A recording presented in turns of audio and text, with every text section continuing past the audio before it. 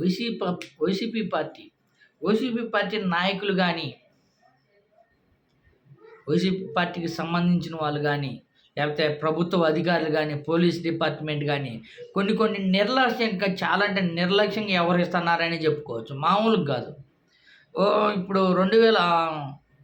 గతంలో కానీ 2014 నుంచి కానీ జగన్మోహన్ రెడ్డి గారి మీద విపరీతంగా టీడీపీ నాయకులు విరుచుకుపడ్డారని చెప్పుకోవచ్చు. గతంలో కానీ టీడీపీ నాయకులే నిన్ను నరికి ముక్కలు చేస్తాము జగన్మోహన్ రెడ్డి గారు అని అప్పుడు ప్రతిపక్షంలో ఉన్నప్పుడు జగన్మోహన్ రెడ్డి గారిని విపరీతంగా తిట్టారు. అలా తిట్టినా సరే పానీలని సర్దుకొని విధంగానే జగన్మోహన్ రెడ్డి గారు సర్దుకుంటూనే వస్తున్నారు. రీసెంట్గా ఏదైతే నారా చంద్రబాబు నాయుడు గారు కానీ సభలో కానీ నేను రాళ్ళతో కొట్టండి, రాళ్ళు తీసుకొని కొట్టండి, మీకు ఏది దొరికితే అది తీసుకొని తరిమి కొట్టండి, ఫ్యాన్ ఇరిగిపోయేటట్టు కొట్టండి అని నిన్న సభలో కానీ ప్రకటించాడు. ఎప్పుడైతే సభలో ప్రకటించిన తర్వాతనే ఏదైతే జగన్మోహన్ రెడ్డి గారు రాష్ట్ర సీఎం గారి మీద రాయి దాడి జరిగింది. రాయి దాడి జరిగిన తర్వాత కానీ ఏదైతే ఎవరైతే కొట్టారో ఎవరి వల్ల ప్రభావితమై కొట్టారో అని మొత్తం ఎంక్వైరీ చేసి తీస్తే మరి మీరే కొట్టించుకున్నారు, మీరే కుట్రలో భాగమయ్యారు అనే విధంగా తప్పుడు ప్రచారం సృష్టించారు. గతంలో కానీ ఏదైతే కోడికత్తి ఎయిర్పోర్ట్లో టీడీపీ ప్రభుత్వం ఉంది, అయినా కానీ అప్పుడు దాడి జరిగితే దాన్ని కానీ మీరే చేయించుకున్నారనే ప్రయత్నం చేస్తున్నారు. ఇప్పుడు అసలు డైరెక్ట్గా నారా చంద్రబాబు నాయుడు గారే నిన్న ఏదైతే సభలో అసలు నారా చంద్రబాబు నాయుడు గారు 40 years ఇండస్ట్రీ అనేది ఎందుకో, మరి దీనికే హత్య రాజకీయాలు చేయడానికా, ఆంధ్రప్రదేశ్ని సర్వనాశనం చేసుకొని మళ్ళీ ప్రాక్టీషన్ చేయడానికా? ఏదైతే ఇప్పుడు జగన్మోహన్ రెడ్డి గారు వచ్చిన తర్వాత చాలా అంటే చాలా న్యాయ వ్యవస్థ విభాగంలో చాలా నేరాలు ఘోరాలు చాలా తగ్గినాయనే చెప్పుకోవచ్చు. ఎక్కడ మర్డర్లు కానీ అట్టడి జరగడం కానీ క్రైమ్ రేటు చాలా తగ్గిపోయింది. కానీ నారా చంద్రబాబు నాయుడు గారు దాన్ని రెట్టింపు చేసే విధంగా తయారయ్యారని చెప్పుకోవచ్చు. గతంలో చూడండి పుంగనూరు అల్లర్లు కానీ పాపం ఒక కానిస్టేబుల్ కన్ను పోవడానికి కారణం కానీ నారా చంద్రబాబు నాయుడు గారు అయ్యారు. అప్పుడు రాళ్ళదాడి విపరీతంగా కార్యకర్తలను రెచ్చగొట్టి ఏదైతే మీరు ఏదైనా చేయండి, మీకు మేము అండగా ఉంటామని లోకేష్ బాబు గారు, నారా చంద్రబాబు నాయుడు గారు విపరీతంగా రెచ్చగొట్టే విధంగా రెచ్చగొట్టి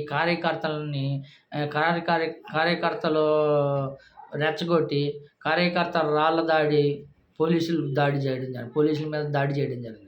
పోలీసులకి ఏకంగా కన్ను తలలు కానీ పగిలిన సమయం ఉంది. నారా చంద్రబాబు నాయుడు గారు విజనరీ ఇదే, రాళ్ళతో దాడి చేపియడమా? ఒక రాష్ట్ర సీఎం గారి మీదనే రాళ్ళతో దాడి చేయండి, నిన్ను చంపితే ఎవరు అడ్డం వస్తారు, నిన్ను చంపేస్తాము అని ఇంత దారుణంగా మాట్లాడడం ఎంతవరకు కరెక్ట్? ప్రభుత్వాలు కానీ ఇప్పుడు ప్రభుత్వ అధికారులు కానీ ఇట్లాంటి చర్యలు తీసుకోవాలా? సీఎం గారి మీదనే ఇంత దారుణంగా వ్యాఖ్యలు చేస్తే మామూలు కార్యకర్తల మీద, నాయకుల మీద ఇంకా ఎలాంటి మాటలు మాట్లాడతారు? అసలు రక్షణ ఎక్కడ ఉంటుంది? రాష్ట్ర సీఎం గారికే రక్షణ లేకపోతే సామాన్య ప్రజలకి, కార్యకర్తలకి, నాయకులకి ఇంకా రక్షణ కల్పిస్తారు. ఒకసారి చూడండి, నారా చంద్రబాబు నాయుడు గారే ఎంత దారుణంగా మాట్లాడారంటే మరీ దారుణం అనే చెప్పుకోవచ్చు. అసలు ఒకసారి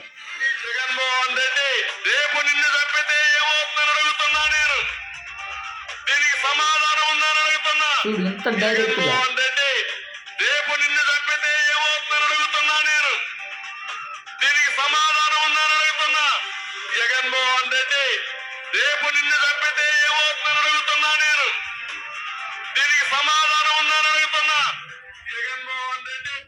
జగన్మోహన్ రెడ్డి నిన్ను చంపితే దీనికి సమాధానం ఉందా?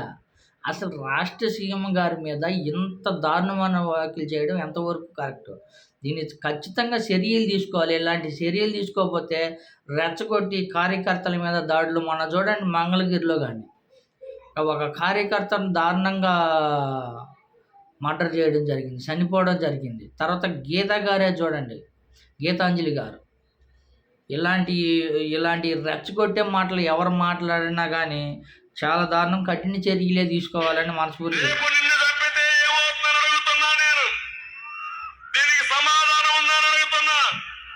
జగన్మోహన్ రెడ్డి రేపు నిన్ను చంపితే ఏమవుతుందని అడుగుతున్నా నేను. దీనికి సమాధానం ఉందని అడుగుతున్నా. చూడ ఎంత డైరెక్ట్గా, మామూలుగా కాదు, సభల్లో అంత దారుణంగా మాట్లాడడం ఎంతవరకు కరెక్ట్?